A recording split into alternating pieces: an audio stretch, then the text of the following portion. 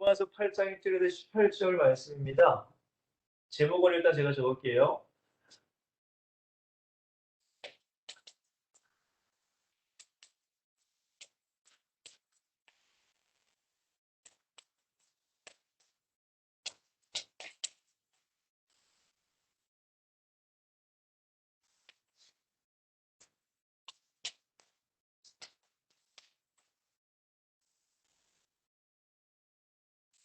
제목이 좀 기네요.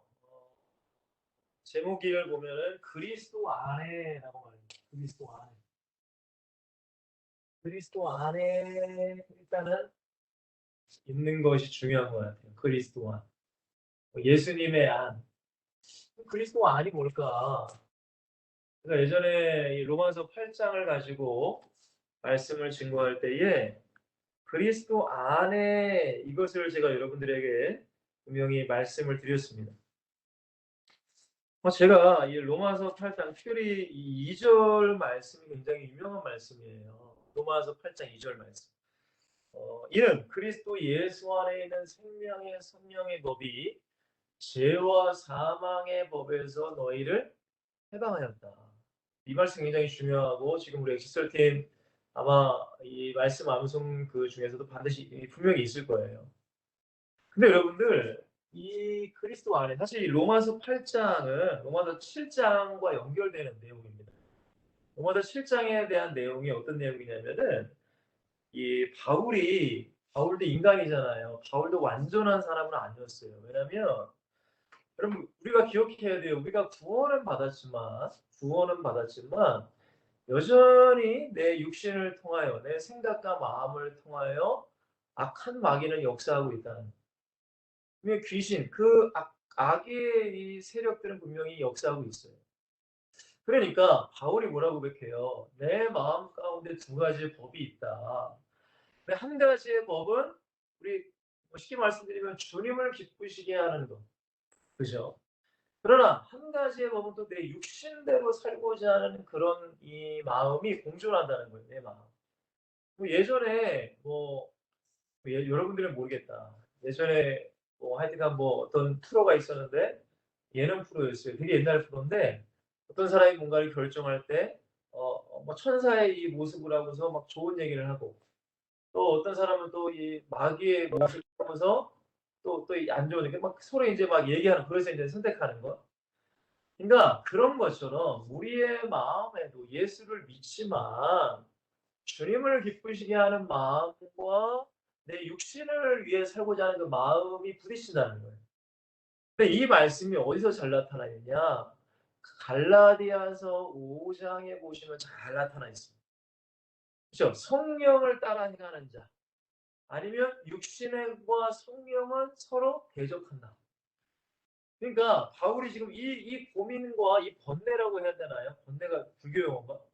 하여튼간 이런 고민들, 이런 것들이 있었던 거예요. 사실 우리가 신앙생활을 하다 보면은 분명히 이런 고민을 할 때가 분명히 찾아와요. 정말로 예수를 믿지 않으면, 정말로 내가 예수 그리스도가 믿어지지 않으면 솔직히 이런 고민도 하진 않지만 내 안에 예수 그리스도가 오셔서 그 성령께서 오셔서 나를 인도하시고 나를 주장하시길 원하시는데 문제는 이 육신이란 말이에요. 내 육신. 보세요 여러분들. 주님은 예배해야 돼. 근데 내 육신은 피곤해. 그죠? 기도해야 돼. 성령은 나를 기도 가운데 인도하시고 나는 피곤해. 이게 자꾸 부딪힌단 말이에요. 그죠? 저도 그럴 때가 있었단 말이에요. 저도. 그런 때가 분명히 와요. 여러분 안에 성령이 계시다면 왜 우리는 완전한 존재가 아니기 때문에. 근데 여러분들 그때에 우리가 뭘 깨닫느냐. 나는 연약한 존재구나. 나는 완전한 죄인이구나. 나는 구제불능. 나를 구원할 자는 이 세상에 아무도 없구나. 왜? 여러분 보세요. 저도 어린 시절에 은혜를 받고 진짜 뜨겁게 은혜를 받았거든요. 은혜를 받으니까 하나님 앞에 결단을 하는 거예요. 주님, 제가 이거 하겠습니다. 이거는 제가 절대 안 하겠습니다. 그래서 제가 어느 날 하나님 앞에 TV를 본다는 것이 하나님이 기뻐하지 않는다는 걸 깨달았단 말입니다. 그래 가지고 주님 제가 TV를 이제부터는 끊어버리겠습니다. 결단, 엄청난 결단이었습니다. 지금까지 거의 20년 가까이 제가 항상 곁에 뒀던 TV를 안 본다. 근데 주님이 안 좋아하시더라고요. 그래서 제가 결단했어요. 근데 진짜로 그렇게 했단 말이에요. 근데 여러분들 인간이 무너질 수밖에 없더라고요.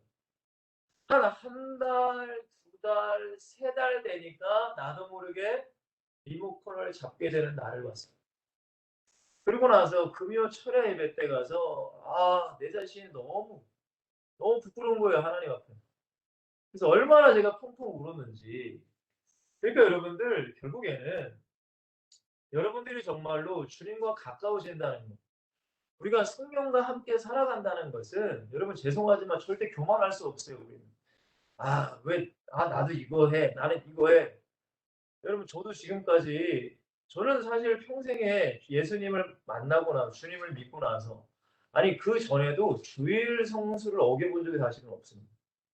그리고 수요예배나 금요예배 이런 것들을 사실 어겨본 적이 사실은 없어요.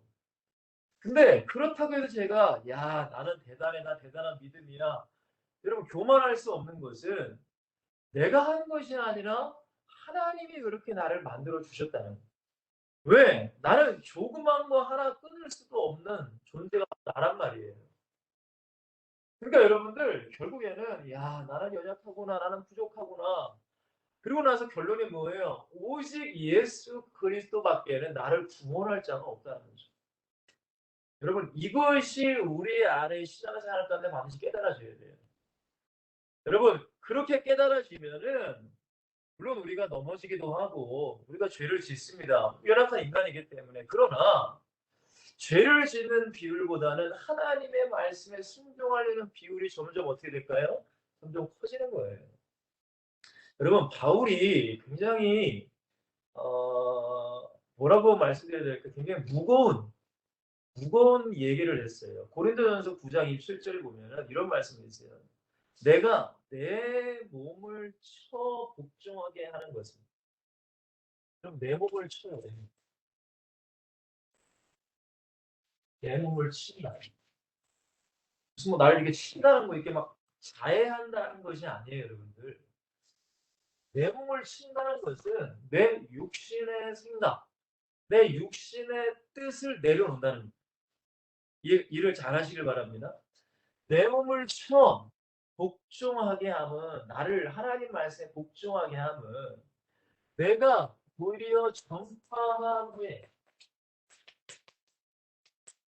여러분 전파가 뭐예요? 전도잖아요. 우리 지금 전도하고 살아가잖아요. 전도. 저와 여러분 전도하잖아요. 이 코로나 시대도 전도한단 말이에요. 근데 바울이 뭐라고 한다고? 내가 내 몸을 쳐 복종하게 하는 것은 내가 도리어 전파하는 게 바울이 얼마나 전도의 삶을 살았습니까? 근데 오히려 내가 버림받을까 두렵다라고 말.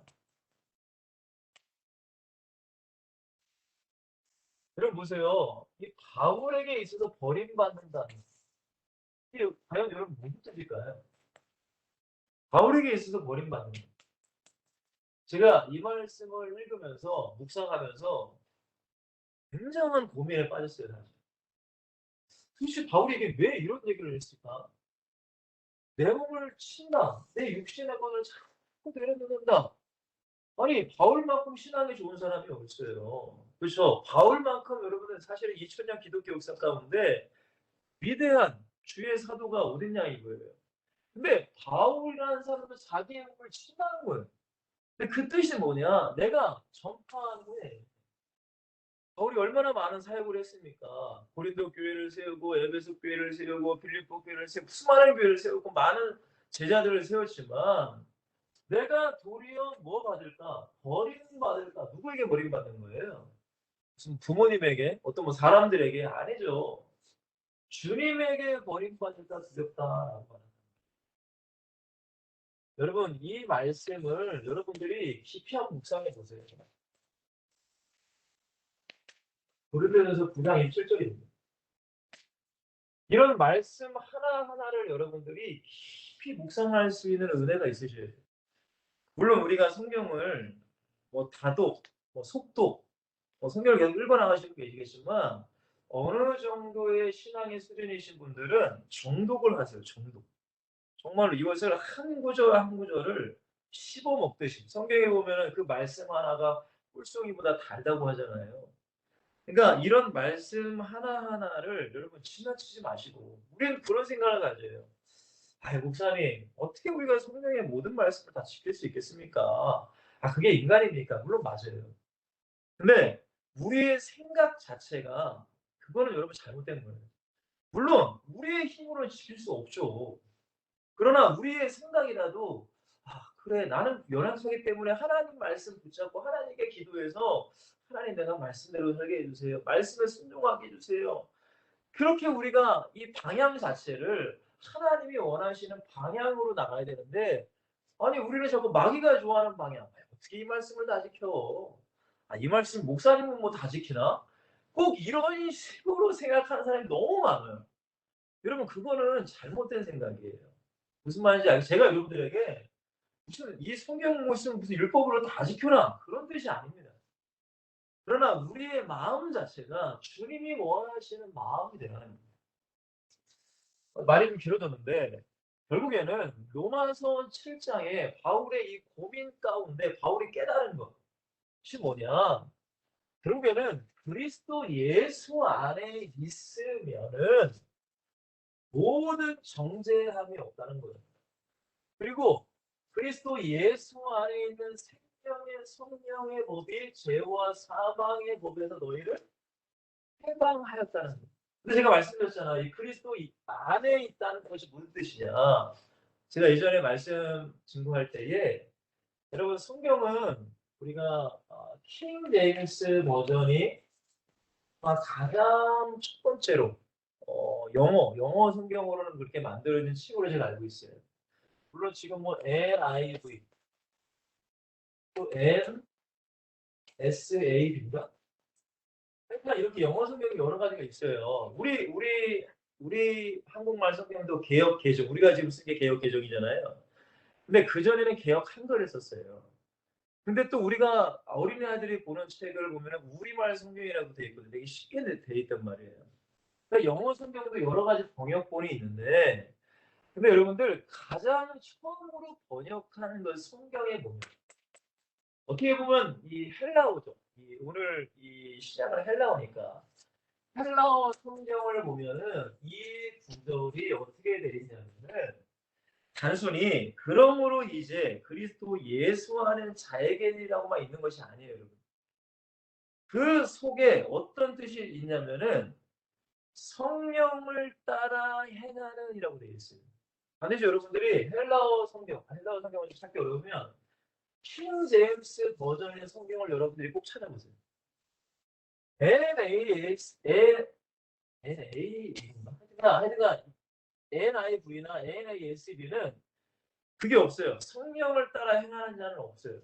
근데 먼저 기록된 킹 제임스 버전과 헬라어 성경에는 분명히 이 그리스도 예수 안에 있는 자가 어떤 사람이라고요? 성령을 따라 행하는 그리스도 예수 안에 있는 자라고 말해요. 그러니까 여러분들 이것을 그냥 무작정 그리스도 예수 안에 있는 자? 교회 다니고 그리스도 예수 안에 있는 자인가? 예배만 드리고 그리스도 예수 안에 있는 자인가? 그게 절대 아니란 말이에요. 여러분들이 성경을 정확히 아셔야 돼요.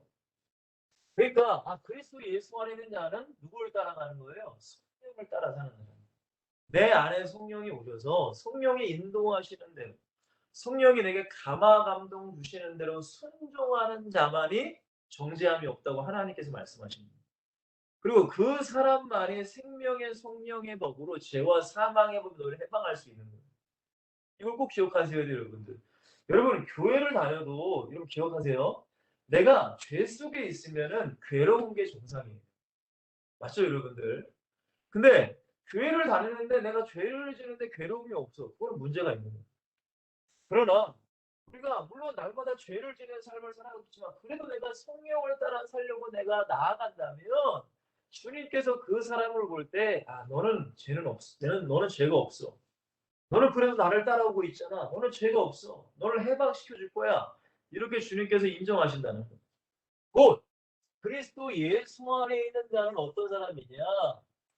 영혼 중심, 영적 중심으로 사는 사람이 그리스도 안에 있는 사람이라는 거예요. 그러니까 여러분들 단순히 여러분 이 시간은 그냥 단순히 무슨 초신자 무슨 말씀 운동, 말씀을 가르쳐주고 무슨 뭐 초신자 교육을 하는 데가 아니에요. 여러분들은 어떤 사람이에요? 전도하는 사람이란 말이에요. 전도하는 사람. 근데 여러분 전도하는 사람의 신앙과 믿음이 너무나 연약하면은 오히려 그 마귀에게 먹힌다고 제가 많이 말씀드렸습니다. 왜? 전도는 영적 싸움이라고 그랬잖아요. 전도는 영적 싸움. 그렇기 때문에 바울이 그러잖아요. 너희가 마귀의 그 관계를 대적하기 위해 하나님의 전신갑주를 입으라. 전신갑주 방어구가 5가지가 있어요. 첫 번째는 구원의 투구, 구원의 확신, 정확한 확신, 또한 의의 흉배, 거룩한 삶, 내 믿음, 또한 진리의 허리띠, 하나님의 말씀 꼭 가지셔야 돼요. 그다음에 복음의 신발. 여러분 예수 믿는다고 하면서 전도하지 않으면은 이거는 큰일 나요. 마귀에게 먹혀요. 그리고 믿음의 방패.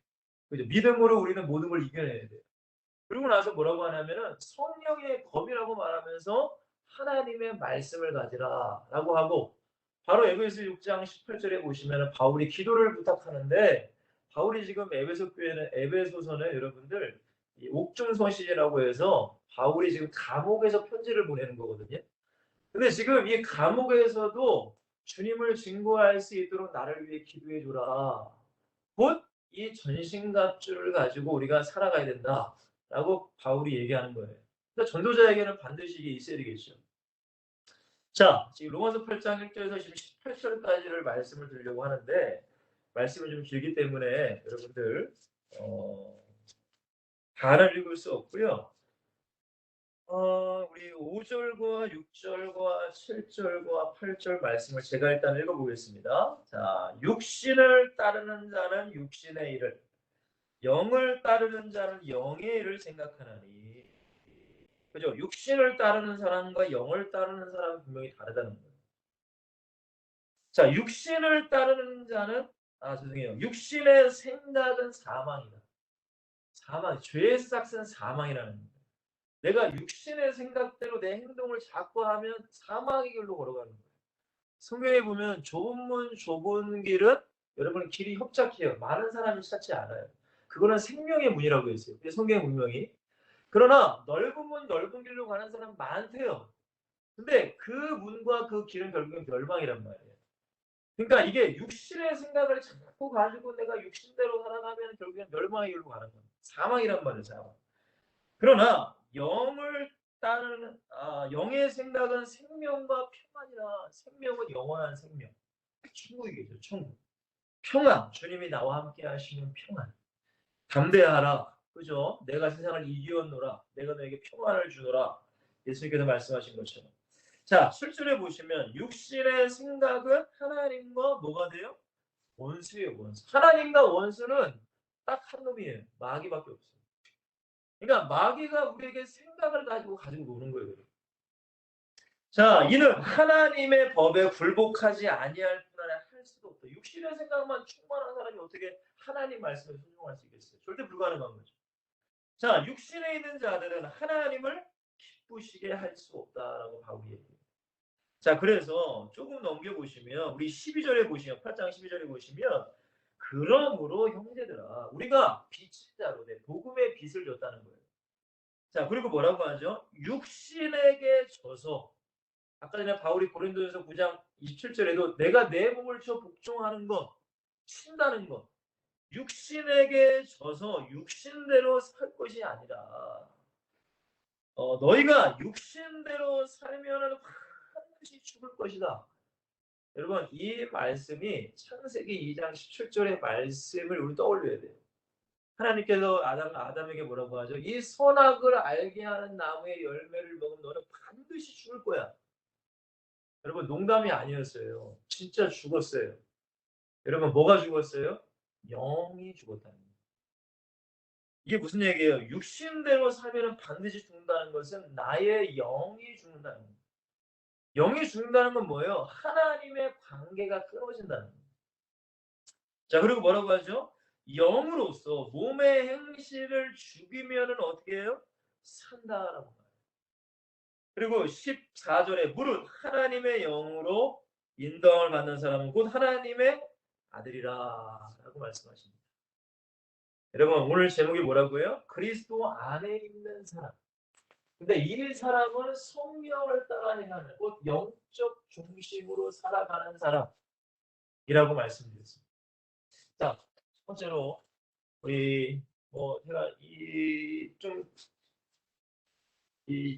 대제를 정하기가 좀 애매해서 성경적인 인간의 구조라고 했는데 그냥 인간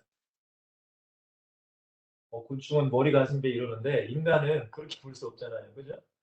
자, 인간은 어떻게 하나님께서 만들어 놓으셨나? 자, 성경을 보시면 데살로니가전서 5장 23절에 보시면은 내 영과 혼과 몸을 주님이 오시는 그날까지 보존해야 된다라고 그렇게 말씀하고 있어요. 그러니까 우리 인간을 제가 이렇게 해놨어요. 가장 먼저는 영입니다. 또한 두 번째로는 혼, 세 번째로는 육으로 나누고 있어요. 육으로. 그리고 히브리서 4장 12절에도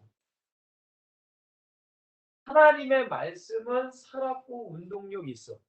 좌우의 날선 어떤 것보다 예리하여. 그 다음에 뭐라고 하냐면 혼과라고 말해요. 혼과 영과 및 관절과 골수를 찔러 쪼개기까지 하는 능력이 뭐가 있어요? 하나님의 말씀에 있다라고 이렇게 성경은 말해요. 그러니까 여러분들 우리가 하나님의 말씀을 듣는다는 것은 단순히 육신의 귀로만 듣는 것이 아니에요. 물론 첫 번째는 육신의 귀로 들리겠죠. 근데 우리에게는 분명히 뭐가 있다고요? 영과 혼과 육이 분명히 있어요. 우리가 전도를 하기 위해서는 반드시 그 사람의 겉모습, 육신만을 보고서 전도를 하면 안 되겠죠. 그냥 쉽게 저 사람 부자야. 이재용 회장 부자잖아요. 그죠? SSG의 그 정용진 회장도 부자죠. 그죠? 그런 사람에게 뭐가 저 사람에게 부족한 게 뭐가 있을까? 육신적으로 모든 게 채워졌는데 여러분 그렇지 않다는 거예요. 여러분 기억하세요. 하나님이 없는 사람은 육신적인 것이 모든 게 채워질지라도 그 속에는 공허와 혼돈과 흑암이 자리 잡고 있어요. 그러니까 그 사람들에게도 어떤 고민, 문제들이 분명히 있다는 거죠. 근데 우리가 봤을 때, 야, 부자, 똑똑한 사람, 학력이 좋은 사람, 그 사람에게 예수님이 필요 있을까? 그런 생각을 가지시면 안 되고, 그러니까 우리는 이 사람은 영과 혼과 육으로 되어 있다는 거예요. 제가 많이 말씀드렸어요. 사람이 왜 영적인 존재인가? 여러분, 동물은 절대 종교가 없습니다. 그렇잖아요. 종교는, 아니, 무슨 강아지가 무슨 제사 드리고 예배 드리는 거 보셨나요? 동물은 영이 없어요. 혼은 있습니다. 혼.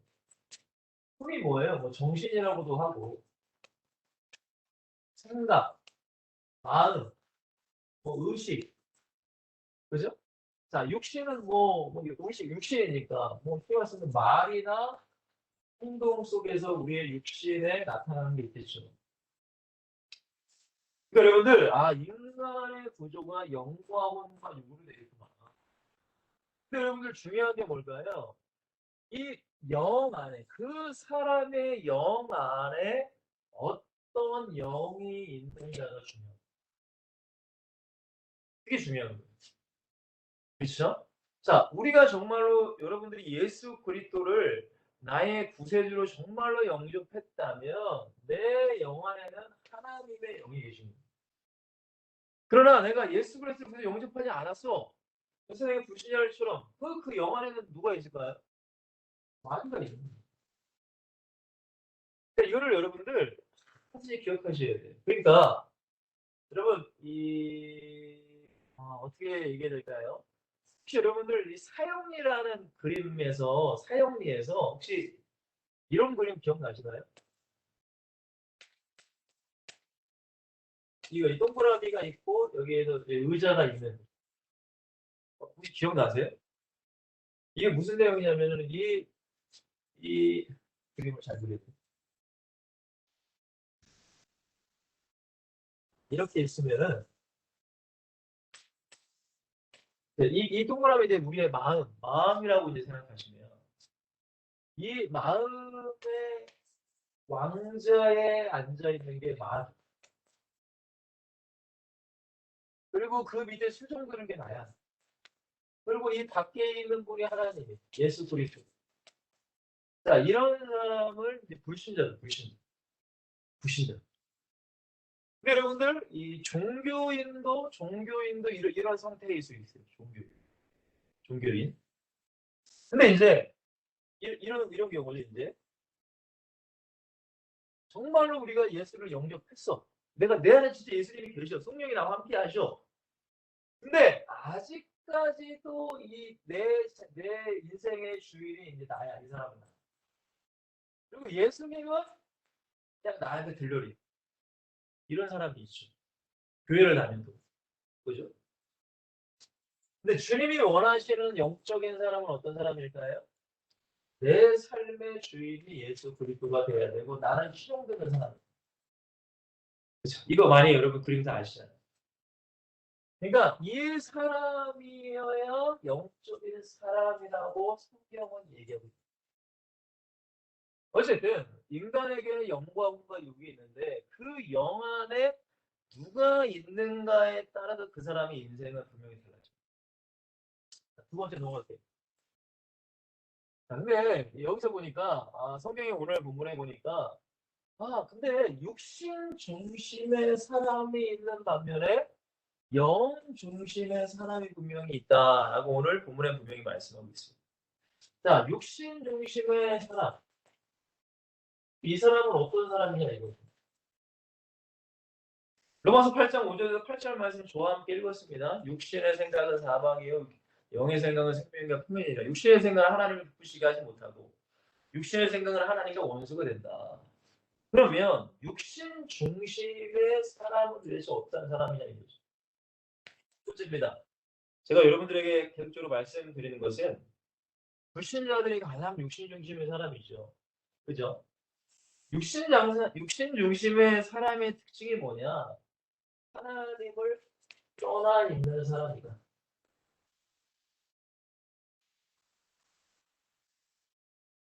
가장 쉬운 예로 여러분들에게 창세기 6장 2절과 3절에 보면은 하나님의 아들들이 사람의 딸들, 결국에는 눈에 보이는 좋아하는 사람과 결혼을 해서 여러분 어떻게 돼요? 하나님께서 사람과 함께 할 수 없어서 하나님의 영이 떠났다고 성경은 말해요.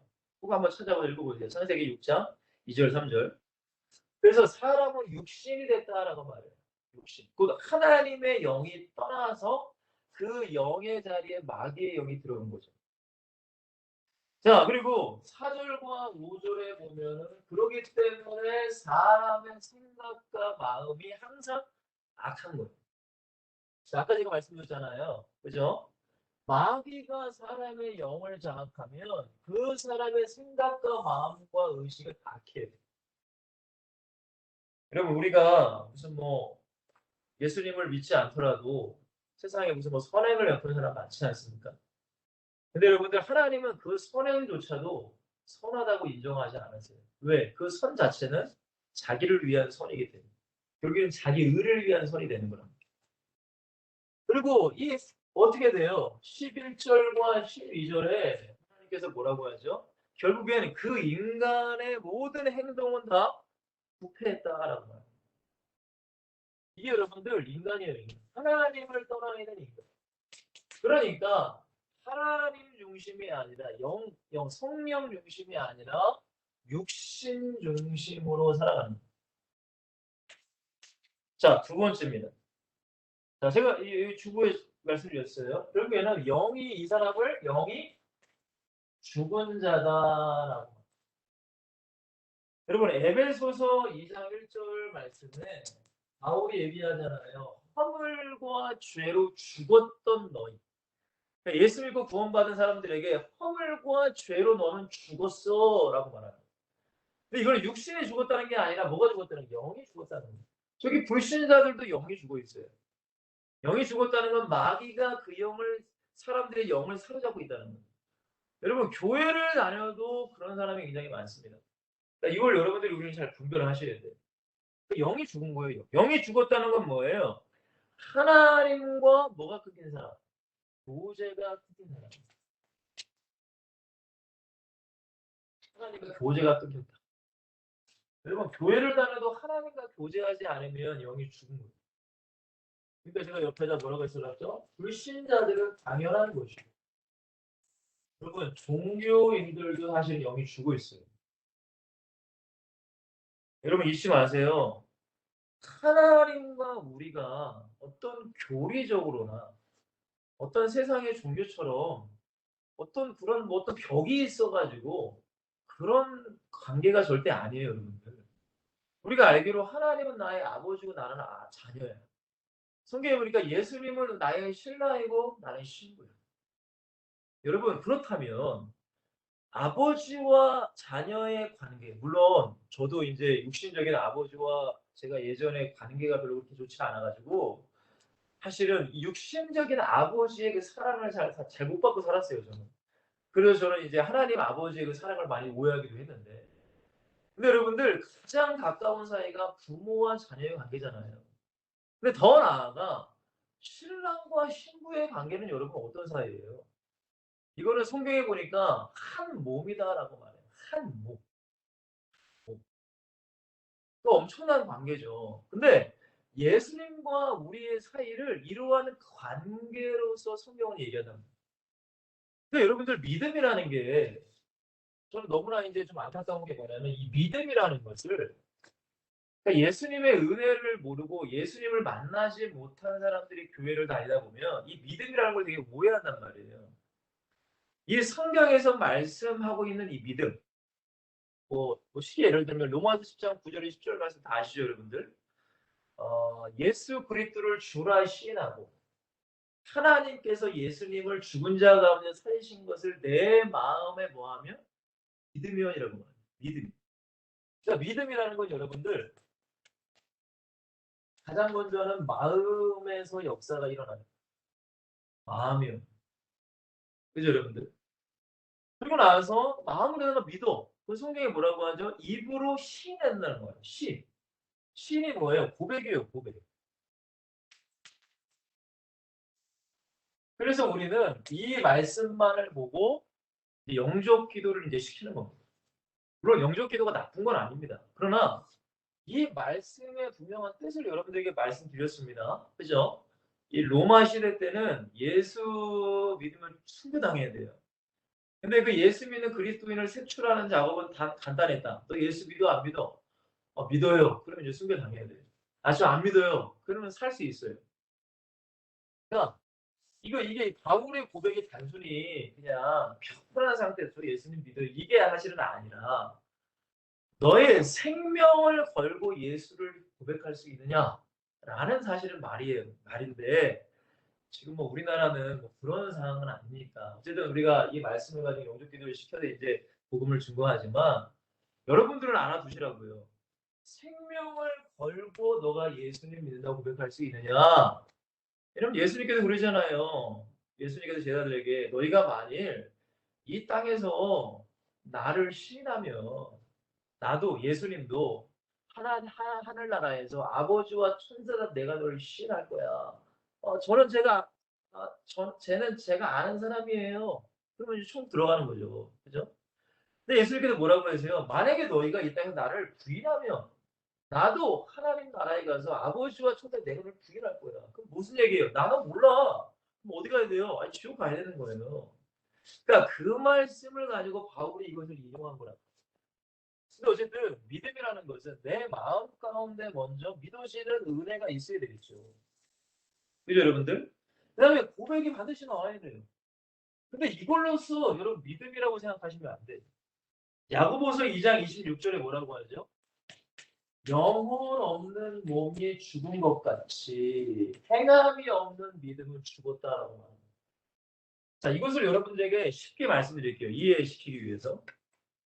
혹시 여러분들 중에 사무엘 형제는 우리 주의 양을 사랑해서 결혼하신 거죠?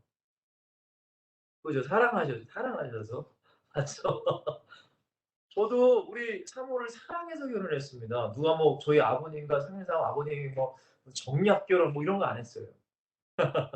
근데 뭐 저의 잠깐 로브스토리를 잠깐 말씀드린다면 제가 이 제가 재수할 때인가?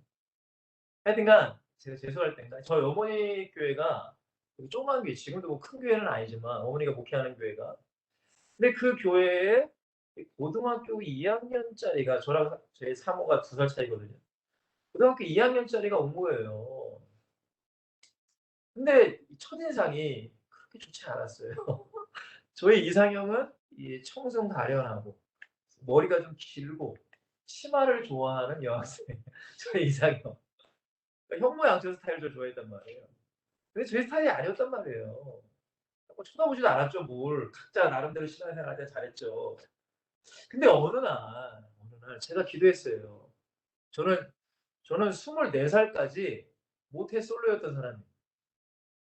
그렇다고 제가 뭐 사귈 기회가 없었다. 그런 건 아닙니다. 저만의 이제 하나님 안에 주관이 있었어요. 신앙이 좋은 사람. 신앙이 좋다는 것은 그 당시 수준에서는 뭐 예배 잘 드리는 사람이었겠죠. 그리고 술, 담배 안 하는 여자를 좀 만나고 싶었어요. 근데 제가 보니까 그런 여자가 많더라고. 대학교도 저는 일반 대학을 먼저 갔거든요. 그러니까 뭐 하여튼 그래. 그래서 제가 곰곰이 생각해 보면서 24살 내 주변에 과연 여자가 그런 내가 기도하는 그 여자가 과연 몇 명이나 있는가? 그딱 3명이더라. 한 분은 제 어머니 목사님의 친구 목사님의 딸인데 저의 연상이야. 근데 연상은 좀 싫었어요. 탈락. 저 혼자서 그냥 탈락시키고. 또 한 분은 우리 교회에 있는 청년인데 근데 그분은 앞으로 전도사가 될 사람이에요.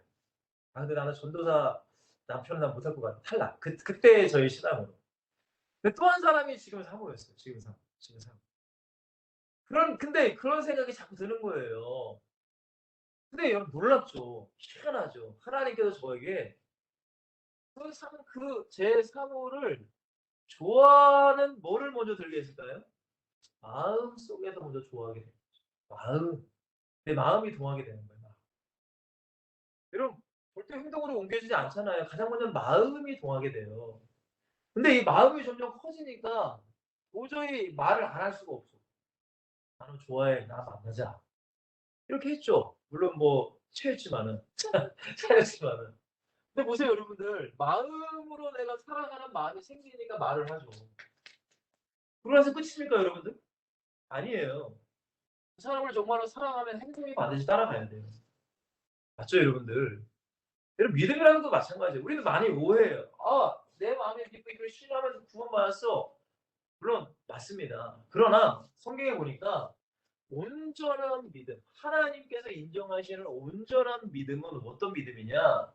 마음으로 믿어 입으로 시인하고 정말로 예수 그리스도를 믿으며 그분의 말씀대로 뭐 하는 자?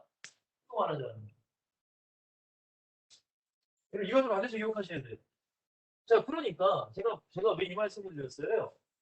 하나님과 교제하는 자를 제가 말씀드리려고 이런 말씀드리는 거예요. 하나님과 교제한다. 주님은 신뢰하고 나는 신부야. 얼마나 친밀한 교제겠어요. 그냥 여러분들 일주일에 한번 교회 나왔다가 그냥 예배 드리는데 목사님 말씀 딱 앉아 있다가 좋은 말씀 하시는구나. 아니면 뭐 졸다가 아니면 핸드폰 보다가 게임하고 오다가 그러면 집에 가. 그 일주일 살아가. 여러분 예수님과 무슨 관계가 있어요 도대체? 예수님과 아무 관계 없어요 여러분들 죄송하지만 절대 아무 관계 없어요. 근데 뭐라고 자기는 생각하는지 아세요? 교회에서 야 마음으로 믿으면 이거를 신앙으로 너 구원받았어. 난 영접 기도했으니까 난 구원받 이렇게 생각한다고. 근데 절대 그거는 잘못된 거예요 여러분들.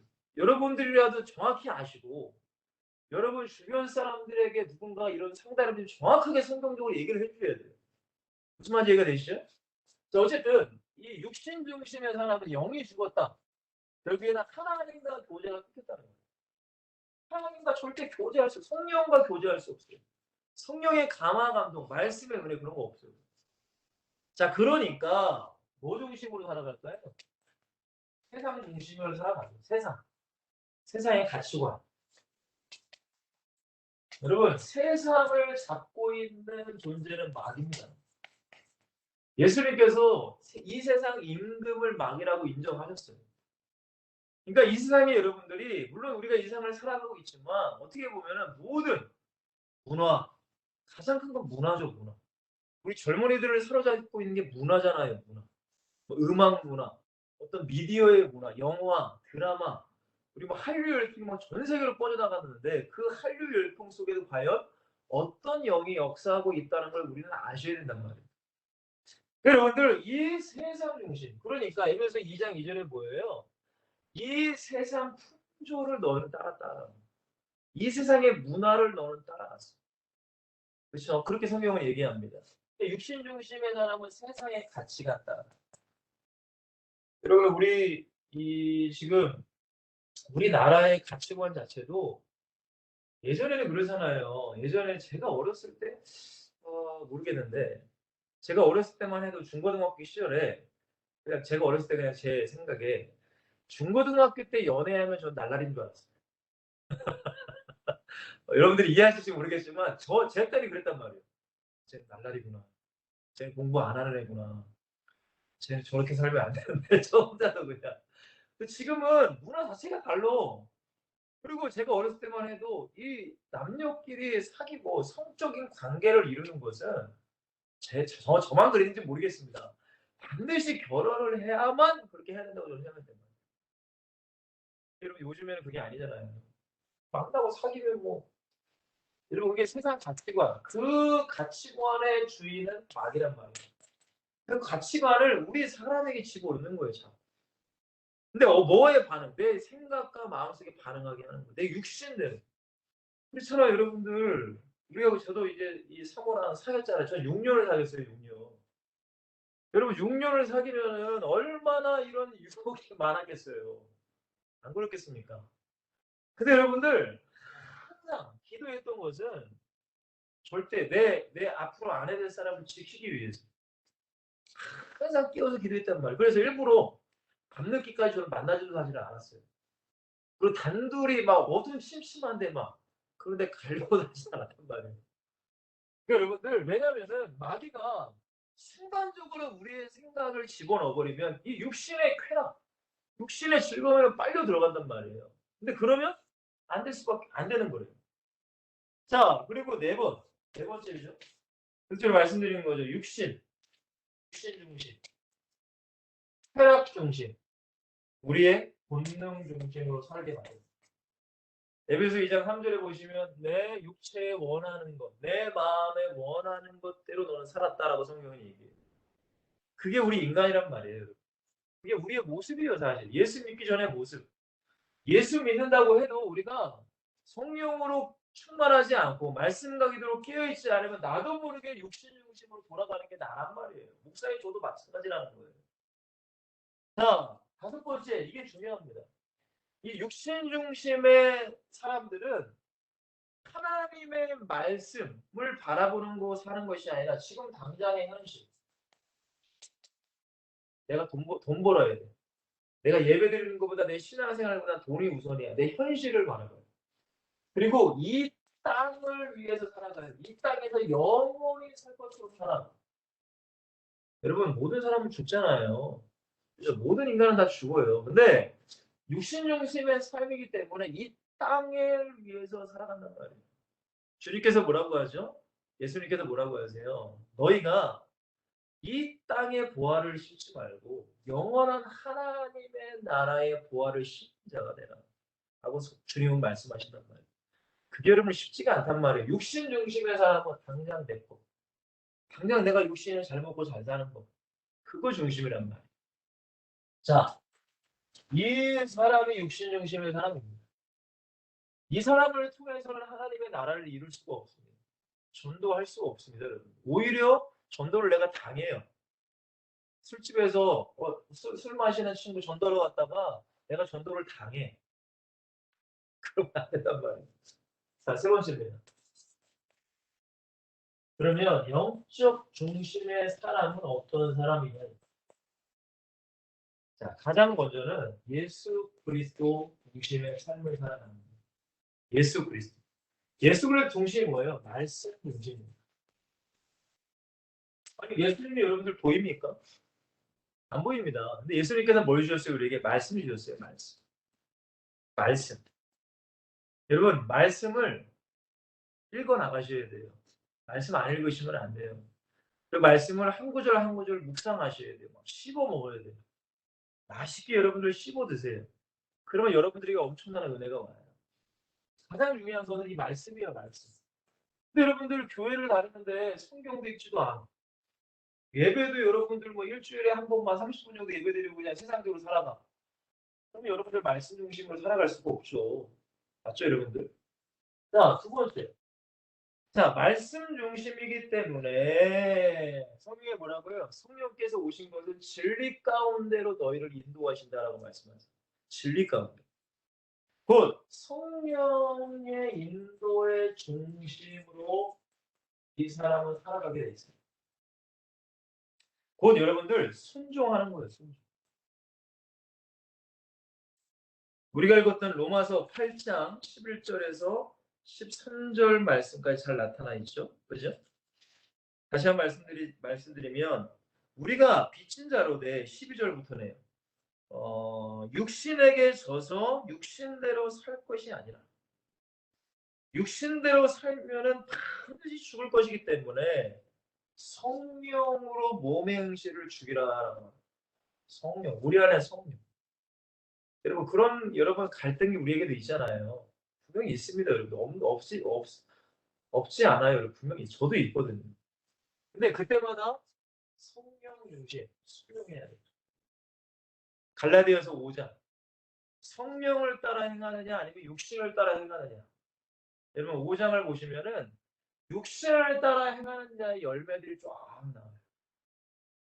우리가 증거를 봐야 돼요. 근데 성령을 따라 행하는 자의 열매 9가지 열매가 쫙 나와요.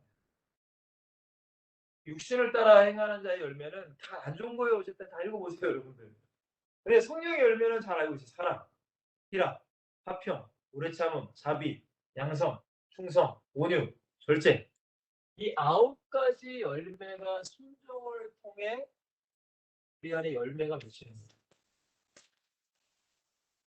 그 열매가 사실은 전도입니다. 전도. 성령의 9가지 열매를 여러분들 다 보면 사실 전도에 다 필요한 거란 말이에요. 전도. 전도를 위해 주신 거란 말이에요. 자, 그리고 제가 말씀드렸어요.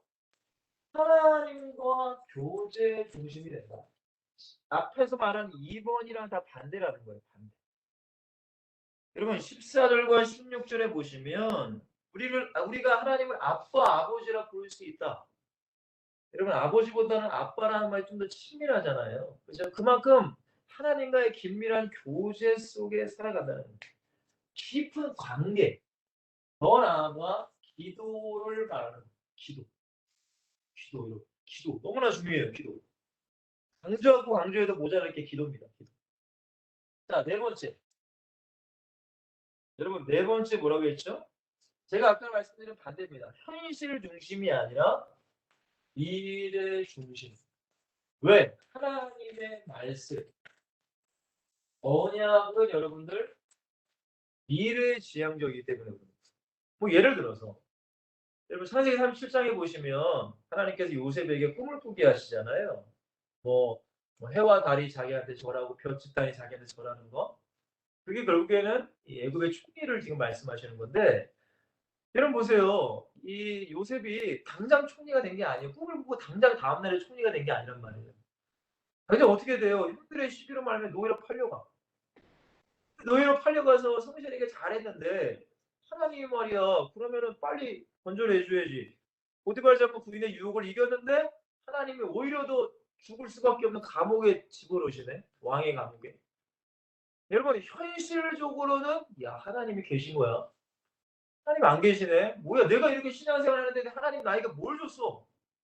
우리가 그럴 때가 많단 말이야. 그건 현실을 바라보는 거야.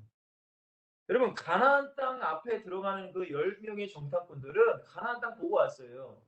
근데 현실만 바라봤어요. 아 우리는 메뚜기 같고 저기 안악산성의 저 사람들은 막 엄청난 거인족이다. 우리 죽었다. 현실 바라본 거예요. 그죠? 그 육신 중심의 사람이란 말이에요. 근데 영의 사람은 어떤 사람이에요? 현실을 바라보는 것이 하나님의 말씀, 이루어질 그 말씀을 바라보고 살아가는 사람. 요셉은 절대 현재의 노예 생활, 감옥 생활을 보지 않았어요. 반드시 하나님은 나에게 주신 꿈, 지금 우리에게 말하는 비전이겠죠. 여러분들에게 주신 개인적인 비전일 수도 있습니다. 그죠? 뭐 어떤 사람은 뭐 하나님께서 어떤 꿈을 주셨고 어떤 사업가에 대한 꿈, 어떤 여러 가지가 있을 겁니다. 근데 지금 나를 보면 너무 초라해. 저에게도 주님께서 말씀하신 비전이 있어요. 성원이 내 가정을 어떻게 쓸 거야. 근데 지금 그 꿈과 비전에 비해서 너무 초라해.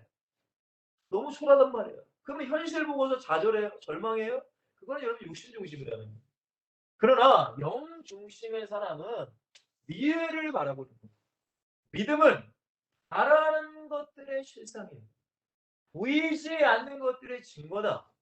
여러분 믿음이라는 게 단순히 그냥 뭐 내가 교회를 다니고 예수 믿고 그 정도의 수준이 아니라 여러분 씨를 뿌리는 농부처럼 여러분 농부가 씨를 뿌릴 때에 그 씨 안에는 반드시 수많은 열매가 맺힌 거를 믿고 씨를 뿌리는 거잖아요.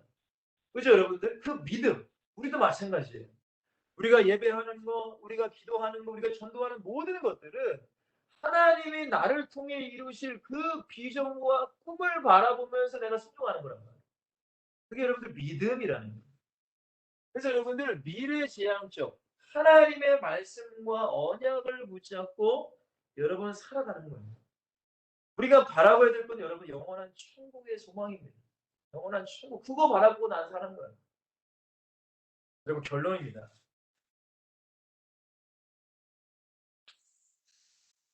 여러분 주님은 육의 사람을 찾지 않으세요. 왜? 육의 사람과는 소통도 할 수 없습니다. 육의 사람은 주님의 말씀에 순종하지도 않으며 육신의 사람은 주님과 교제하지도 않기 때문에 그래요. 이러한 영의 사람을 지금 찾고 계십니다. 여러분 우리나라에 얼마나 많은 교회가 있습니까? 얼마나 많은 목회자와 얼마나 많은 교역자, 얼마나 많은 장로님, 얼마나 많은 안수일사님, 얼마나 많은 권사님, 집사님, 일반 성도님들 얼마나 많아요. 그러나 여러분들 그 중에서도 육신의 사람이 아니라 영의 사람, 성령의 사람을 주님은 찾고 계세요. 지금 이 어두운 흑암에 이 모든 것이 뒤덮여 있을 때 하나님은 그 한 사람, 한 사람, 한 사람, 소사람을 찾고 계시단 말이에요. 지금 여기 저를 포함해서 지금 7분이 계신데 여러분, 여러분에게 기억하세요. 아, 하나님이 나를 부르셨다는 거. 나는 물론 부족해요. 연약해요. 많이 다듬어줄 것도 물론 많아요. 그러나 하나님은 나를 부르셨어요. 그리고 어떤 사람이 되길 원하세요? 영의 사람, 성령의 사람, 말씀의 사람이 되길 원하세요. 자, 결론입니다. 주님이 찾으시는 영의 사람이 여러분들이 되시길 바랍니다. 자, 세 가지로 제가 말씀드렸는데 가장 첫 번째 뭐라고 했죠? 좁은 문, 좁은 길을 걸어가는 사람.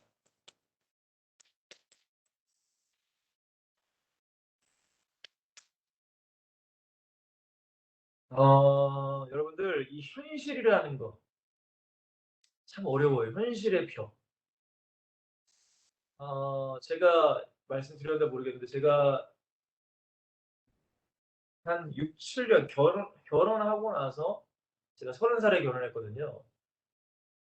근데 이제 결혼하고 나서 한 6년 정도를 교회에서 거의 생활했어요. 교회. 일주일에 많이 들어가면 2번 정도. 한 번 정도 이제 기본적으로 들어가. 그 외에는 교회에서 먹고 자고 그렇게 생활을 했습니다. 근데 저희 어머니 교회가 저에게 뭐 사례비를 줄 정도의 교회가 아니었어요. 그냥 포도시 그냥 교회가 운영될 정도. 그래서 저는 이 교회에서 먹고 자고 했기 때문에 주일날에 식사를 하잖아요. 그러면 이제 주일날에 식사하고 남은 반찬들이 있어요. 근데 그 반찬을 일주일 동안 먹는 거예요. 그거 먹고 있는 거예요. 그러다가 뭐 어느 날 뭐 성도님들이 전도하러 오시고 뭐 그러면 이제 성도님들 가끔 뭐 사주시면 그거 이제 먹고 제가 전도사 때, 부목사 때 잠깐. 근데 이제 제가 집에 제 사모랑 이제 애가 있으니까 아니 내가 사례비를 못 받으니까 줄 수 없잖아요. 그러니까 현실을 보면은 사실은 제가 이 사역을 못할 수준이었어요. 어떻게 보면. 당장 나는 돈 벌러 가야 돼. 왜냐면 대학원 나와 가지고 여러분들 아니 뭐든지 하면은 뭐 몇백 못 벌겠습니까? 근데 하나님께 그거 가지고 엄청나게 기도했어요 사실은. 왜냐면은 다른 시선들이 또 있거든요. 저 전사님은 왜 멀쩡한 몸뚱아리 놔두고 왜 나가서 일을 안 하고 이런 시선 나 혼자 생각일 수 있겠지만 하나님께 기도하니까 하나님께 그러시더라고요. 물론 나가서 돈 벌면은 당장은 현실적으로 좋죠. 훨씬 더 풍요. 근데 제 마음이 제가 너무 연약한 걸 하나님은 아셨기 때문에 제 마음이 두 갈래로 갈라질까 봐. 그러니까 하나님도 사역을 해야 되는데 돈 벌다 보면 돈에 대한 또 욕심도 생길 거 아니에요. 그러니까 하나님은 저를 너무나 잘 아시니까 하지 말라고 하시더라고요. 그러니까 그냥 6년을 그냥 버텼어요. 6년간. 제 사모는 그냥 제가 말씀드렸나요? 제 사모가 애를 임신했는데 그렇게 햄버거가 먹고 싶은데 햄버거를 못 사 먹었대요. 돈이 없어 가지고. 햄버거 뭐 1,000원, 2,000원이잖아요.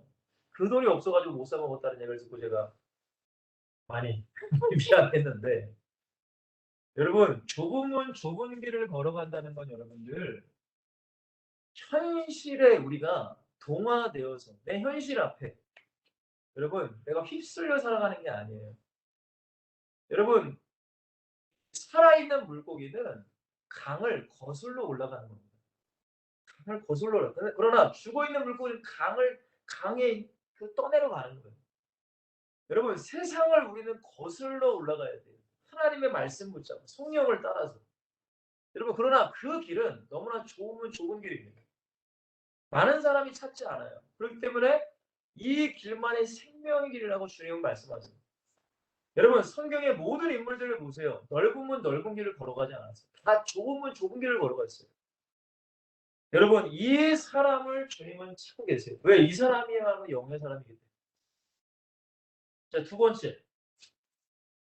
예수님의 말씀에 생명까지도 걸 수 있는 사람을 주님은 찾고 계세요. 너무나 거창한 말씀일 수 있겠지만 저는 그렇게 생각해요. 제가 그렇다고 해서 율법적인 사람은 아닌데 여러분 이 성경에 수많은 말씀이 있습니다. 어, 율법의 가지가 613가지라고 그러나? 하여튼 613가지래요, 율법이. 근데 여러분 우리는 그거 다 못 지켜요. 솔직히 얘기해서. 저도 못 지킵니다. 그러나 그럼에도 불구하고 그 말씀 하나하나를 우리는 소중히 저는 생각해야 된다고 생각합니다. 정말 이게 너무나 중요하다고 생각해요. 이 사사기 2장 8절에 보시면 여러분들 전 이 말씀이 굉장히 좋아요. 하나님께서 뭐라고 말씀하시냐면 이렇게 말씀하세요. 너가 나를 존중하면 나도 너를 존중할 것이다. 그러니까 우리가 하나님을 존중해 드리면 하나님도 우리 인간인 우리를 존중해 주신대요.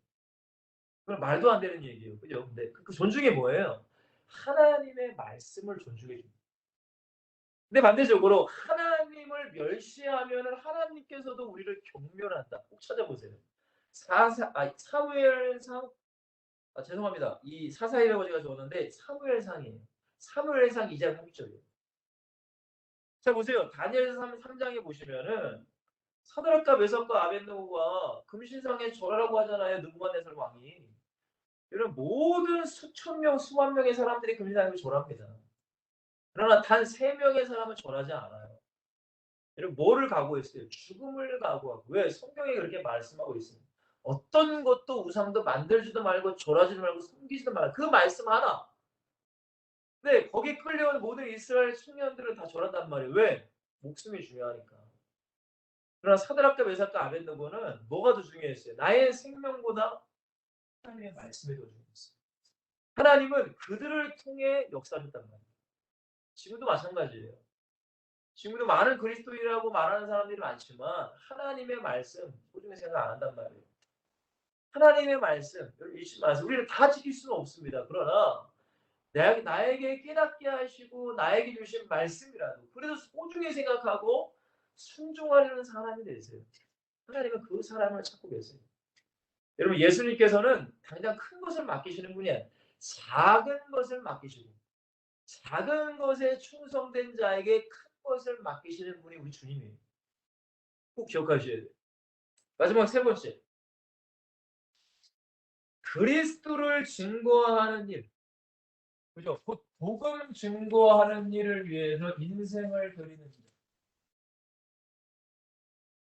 그리고 그렇다고 해서 여러분들에게 여러분들이 바로 신학교 가서 무슨 전도사 되고 목사 되라는 게 아니에요.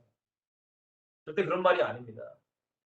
여러분, 복음이 여러분들의 인생이 된 자.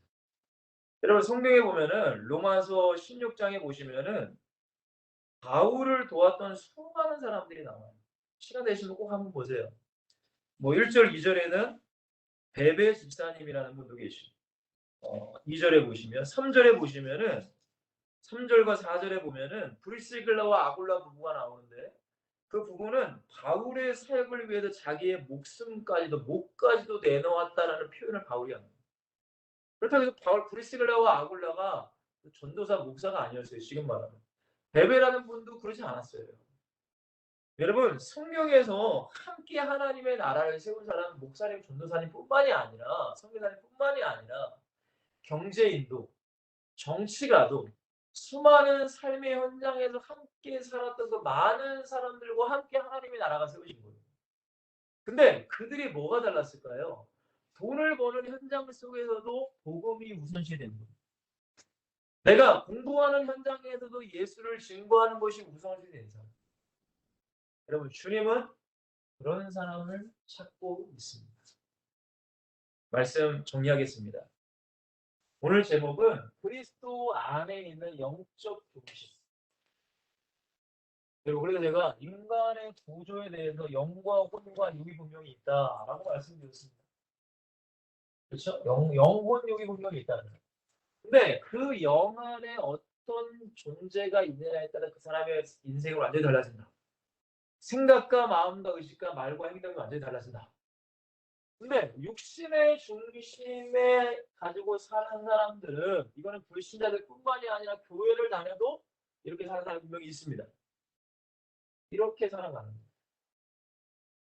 근데 반대로 영 중심으로 살아가는 자는 이렇게 살아갑니다. 그러니까 우리를 점검하셔야 돼요. 나를 점검하셔야 되는 게 중요합니다. 이 시간은 여러분들 어떤 전도에 대한 스킬을 여러분들에게 가르쳐주는 것이 아니라 내가 주님이 인정하시는 전도자로 거듭나는 시간입니다. 성장해 나가는 시간이에요. 그러면 정말로 주님이 찾으는 사람 세 가지라고 말씀드렸어요. 가장 먼저는 좁은 좁은 길을 걸어가는 사람. 하나님의 말씀을 생명처럼 여기는 사람.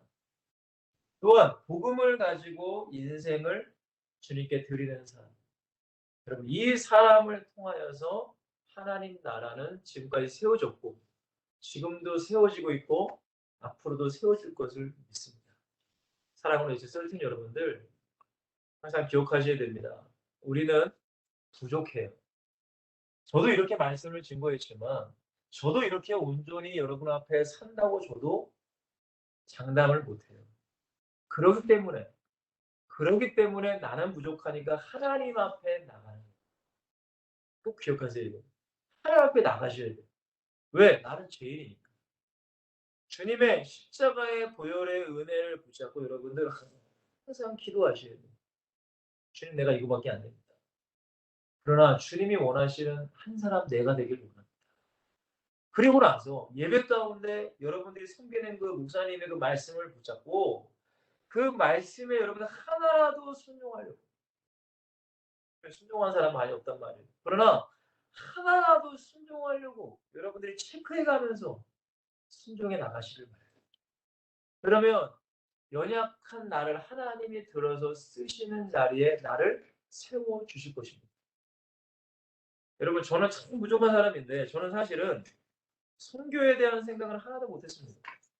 그러나 선교하는 교회에 와서 선교하는 목사님을 만나서 저도 어떻게 하다 보니까 우크라이나도 제가 복음을 전해받고 미얀마에서도 복음을 전해받고 가서 전한 게 아니라 이제 줌 사역을 통해서 미얀마는 이제 가서 전했고요. 파키스탄에도 전해봤고 인도라는 곳에 전해봤어요. 근데 저는 그럴 존재가 안 된단 말이에요. 근데 저는 어떤 이 마음을 품냐면 하나님이 내게 주신 꿈과 비전 그것을 바라본단 말이에요.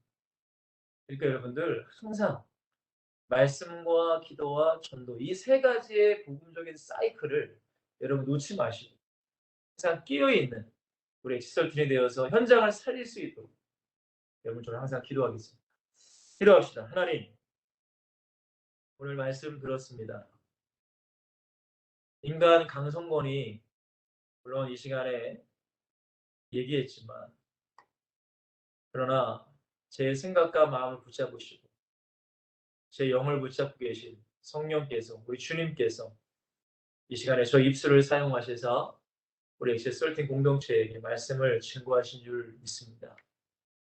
하나님 오늘 말씀을 우리가 묵상하면서 혹시 나는 육신 중심의 사람이 아닌가? 아니면 영적 중심의 사람인가?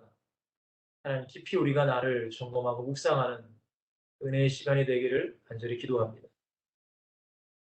내가 코로나라는 이유로 여러 가지 상황과 환경의 이유로 혹시라도 주님과 말씀과 기도 가운데 하나님과 교제하는 것에 소홀히 하진 않은가 또 한 번 점검하게 하시고 우리가 하나님 앞에 나와 예수의 볼로 회개하고 하나님의 은혜를 구하며 모든 것이 회복되어질 수 있도록 축복하여 주시옵소서.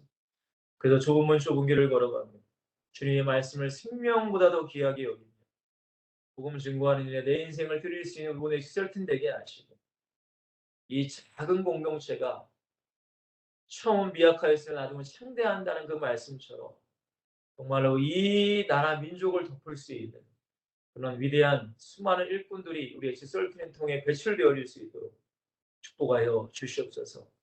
일하시는 모든 임원들과 모든 또 회원분들에게 동일한 하나님의 은혜와 함께하여 주시고 특별히 코로나로 많이 어수선하지만 코로나부터를 지켜주시며 우리 모두가 믿음으로 승리해 나갈 수 있도록 주님 축복하여 주시옵소서. 주님 다음 주도 건강하게 만날 때까지 함께할 줄 믿사옵니다. 예수 그리스도의 이름으로 간절히 기도하옵나이다. 아멘. 여러분들 항상 승리하시고 항상 건강 유의하시고 말씀 꼭 묵상하시고 기도로 승리하시길 부탁을 드리겠습니다. 저는 부족하나 봐 기도하겠습니다. 여러분 승리하세요. 다음 주에 만나요.